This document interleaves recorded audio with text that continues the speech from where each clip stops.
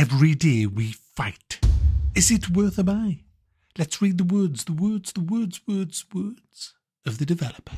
Caught in a time loop, your band of resistance fighters is humanity's last hope. Real-time exploration meets turn-based tactics and roguelike strategy as you learn new abilities, seek out new weapons, and boldly and develop new technologies to overcome the mysterious alien threat.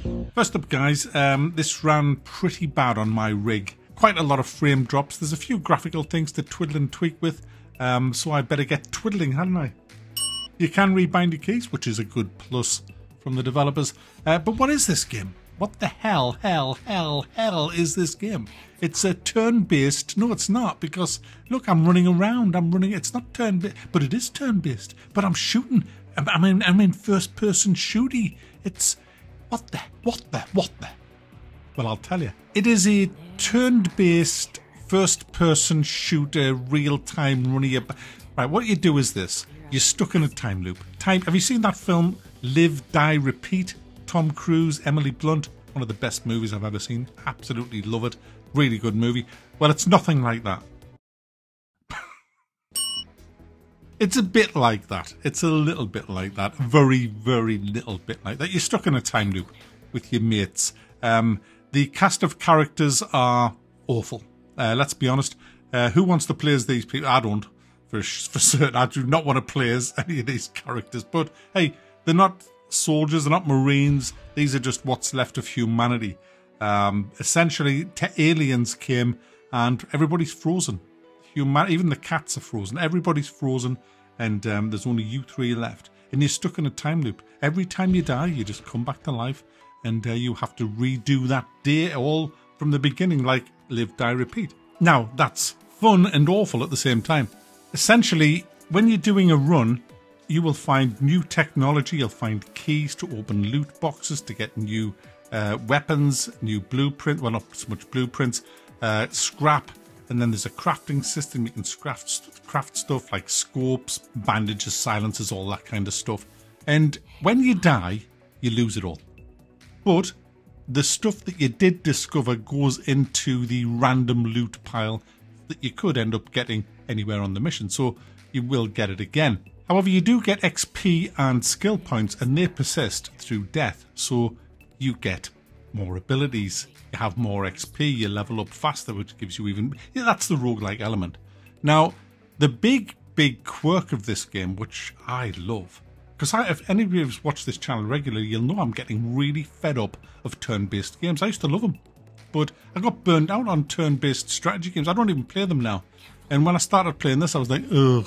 Until I got into my first battle, and then I was like, oh, hang on a second. I'm shooting in first person. And that's how it works. You run around the map in real time, no problem whatsoever. You can pick things up, loot stuff. You can even fire your weapon, but you're not allowed into a combat situation. When you come to where the aliens are, you'll see a blue line. When you cross that blue line, you are in a combat mode. The aliens will be walking around doing their thing, but they're all blind. The aliens we have been taken over by blind aliens. But they can sense your presence. If you get too close, you can see a circle around them. You've got to be hiding when the circle hits you, or they will see you. Now, once you open fire, that initiates the combat, the main combat, and that's when it becomes turn-based. But turn-based where you take the shots. You no longer can use the excuse of RNG, for fuck's sake, 95% chance to hit and I missed. If you miss on this, although I have had a few dodgy things where I know I hit and I didn't. Okay, Thorns, let's do this!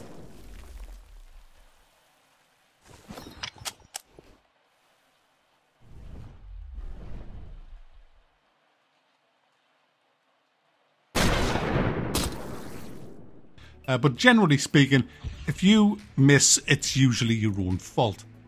And I love that. Everything that you do takes action points. You get, I think, 25 to start with. You can see in the bottom left how many attack points you three guys have. Reloading, I think, is 8. Shooting's about 10. Moving, you can get quite a long way, move around the place. And as I said before about leveling up, you get new abilities. One of my guys can loan attack points to somebody else, and when he does that, he heals them. What a clever trick. Another one of my guys has this punch, and he'll, if he's hidden and an enemy comes within range, you have like, see, everybody has a reflex action. It's all in the reflexes, guys. And if anyone comes near my guy who's got the punch ability, he'll knock them out, and they're doomed for a whole turn. They can't do shit for a whole turn.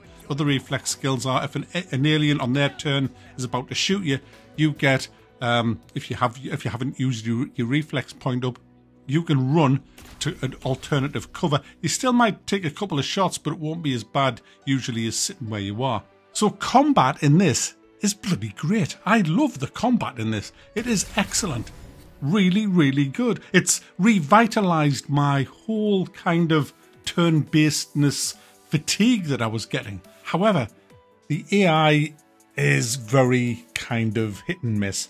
Sometimes it overwatches areas that are miles away from you. Other times they'll run up and down ladders and jump over barricades and right next to you and then just run back away from you.